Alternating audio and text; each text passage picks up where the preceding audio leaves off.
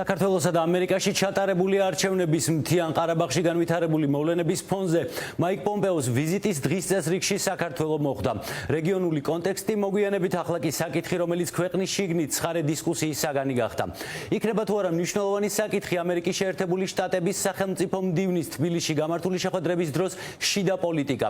თავად სახელმწიფო დეპარტამენტის ოფიციალური შეტყობინებით პომპეო შეხვდება პრეზიდენტს, პრემიერ-მინისტრს და საგარეო საქმეთა მინისტრს, რათა გამოხატოს მხარდაჭერა საქართველოს სუვერენიტეტისადმი და მოუწოდოს დემოკრატიული რეფორმების შემდგომი პროგრესისკენ.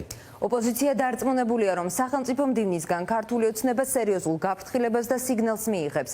ამის თქმის საფუძველს მათ ანაკლიის სპორტის მშენებლობის დასრულებისა თუ დემოკრატიულად არჩევნების ჩატარების შესახებ პომპეოს განცხადებებიც აძლევთ. სასაცილოს და არათანმიმდევრულს უწოდებს ოპონენტების მოლოდინს საგარეო საქმეთა მინისტრი. მას დღეს სპეციალისტებმა შეახსენეს, რომ ამერიკის შეერთებული შტატების სახელმწიფო მდივნის ვიზიტი საქართველოში თითქმის ყველა შემთხვევაში დიდ ცვლილებებს უკავშირდებოდა. მიმდინარე კვირას მივემგზავრები საფრანგეთში, თურქეთში, საქართველოში. ევროპაში ბოლო გაჩერება საქართველო იქნება. მაიკლ პომპეო თბილისში თურქეთიდან ჩამოვა. ამ ვიზიტის შესახებ საზოგადოებამ თავად სახელმწიფო მდივნისგან შეიტყო. განსახილველი თემების შესახებ კი მისი ადმინისტრაციისგან. სახელმწიფო დეპარტამენტის პრეს-რელიზში წერია, რომ პომპეო მხარს დაუჭერს ტერიტორიულ მთლიანობას და მოუწოდებს ქვეყანას დემოკრატიული რეფორმების კუთხით პროგრესისკენ. იგულისხმება თუ არა აქ საპარლამენტო არჩევნები და შექმნილი პოლიტიკური კრიზისი დაკონკრეტებული არ არის.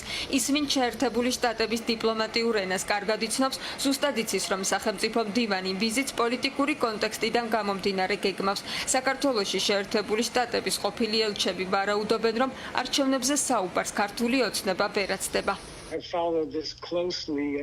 ამ თემას მე დიდი ინტერესით ვადევნებდი თვალს. იმედგაცრუებას იწვევს, რაც ხდება. სახელმწიფო მდივანი პომპეო ამ საკითხს ადრეც შეეხო და ვიცი, რომ სახელმწიფო დეპარტამენტში მას მხარს უჭერდნენ. კიდევ ერთი საკითხი, რომელზეც პომპეომ უნდა ისაუბროს, საქართველოს არჩევნებია. არჩევნები ისევ ტარდება ნაწილობრივ ხარვეზებით და არ უმჯობესდება. საქართველოს რეფორმები ეკონომიკაში და რეფორმები კანონის უზენაესობის გასამტკიცებლად ისევ ნელ-ნელა მიმდინარეობს. ეს იწვევს წუხილს იმის შესახებ, რომ საქართველო უკან მიდის, ან არ აქვს ის პროგრესი, რომელიც უნდა ჰქონდეს. მაიკლ პომპეომ საქართველოში მიმდინარე პოლიტიკური პროცესის შესახებ რამდენიმე გამორჩეულად დასამახსოვრებელი განცხადება გააკეთა. ერთ-ერთი ყველაზე მნიშვნელოვანი მამუკა ბახტაძის თანდასწრებით. მაშინდელ პრემიერს სახელმწიფო მდივანმა ანაკლიის სპორტის შეჩერებული მშენებლობის შესახებ საჯაროდ შეახსენა. გაფრთხილებას ვერც მოქმედი პრემიერ-მინისტრი გაექცა. ამჯერად საქმე არჩევნებს ეხებოდა. პომპეომ გახარიას დაურეკა და საპარლამენტო არჩევნების დემოკრატიულად ჩატარება მოსთხოვა.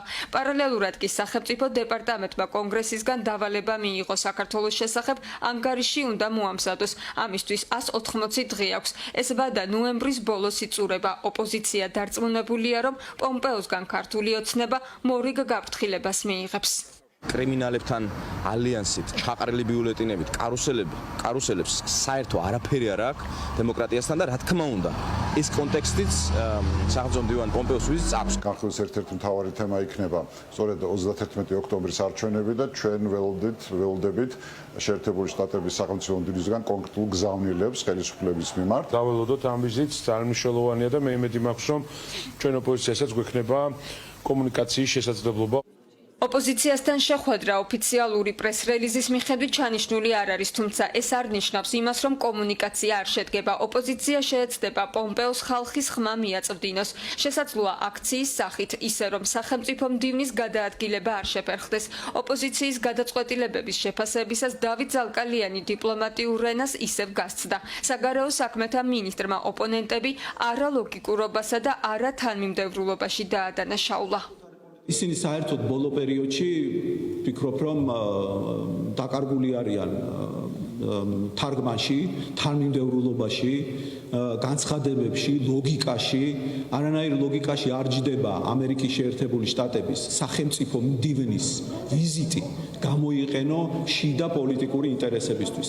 ეს არის საქართველოს მეგობრის ვიზიტი ჩვენს ქვეყანაში და ჩვენ ყველაფერს გავაკეთებთ იმისთვის, რომ ამ ვიზიტმა კიდევ უფრო გააღრმაოს ის ისედაც მაღალ ნიშნულზე დღეს მყოფი სტრატეგიული პარტნიორობა.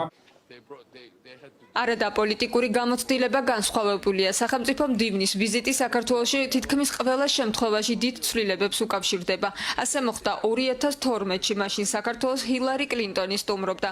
ვიზიტის შემდეგ საქართველოში ხელისუფლება შეიცვალა. ექსპერტები ამბობენ, რომ ეს დამთხვევა არ ყოფილა. სახელმწიფო მდივანი მაშინ კონკრეტული გზავნილებით ჩამოვიდა. იხსენებენ 2003 წელსაც, როდესაც შეერთებული შტატების პრეზიდენტის დავალებით თბილისში ყოფილი სახელმწიფო მდივანი ჯეიმს ბეიკერი ჩამოვიდა.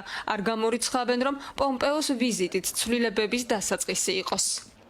ჰილარი კლინტონის ვიზიტი იყო უმნიშვნელოვანესი ინსტრუმენტი გაფრთხილებისთვის, რომ არჩევნების მოპარვა ძალიან მძიმედ დაუჯდებოდა სააკაშვილის ხელისუფლებას. ზუსტად ისევე, როგორც თავის დროზე ჯეიმს ბეიკერის ვიზიტი იყო გაფრთხილება შევარდნაძის ხელისუფლებისთვის, რომ არჩევნების მოპარვა ძალიან მძიმედ დაუჯდებოდა საქართველოს მაშინდელ ხელისუფლებას. ჩვენ გვინახავს, რომ როდესაც შეერთებული შტატებიდან გავლენიანი ადამიანები ჩამოდიან, ბევრი რამე იცვლება საქართველოში.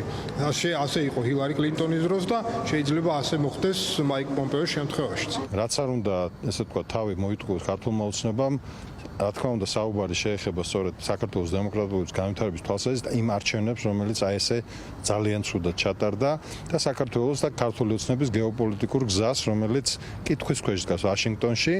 საქართველოში მაიკლ პომპეო 2 დღით 17 ნოემბერს ჩამოვა. შეხვდება პრემიერს, პრეზიდენტსა და საგარეო საქმეთა მინისტრს, ეწვევა კათალიკოს პატრიარქსაც. ექნება თუ არა მედიას შეკითხვების დასმის საშუალება, ჯერ უცნობია. ვიზიტი იმდენად სწრაფად დაიგეგმა, რომ შეხვედრების ფორმატი ჯერ არ დაზუსტებულა.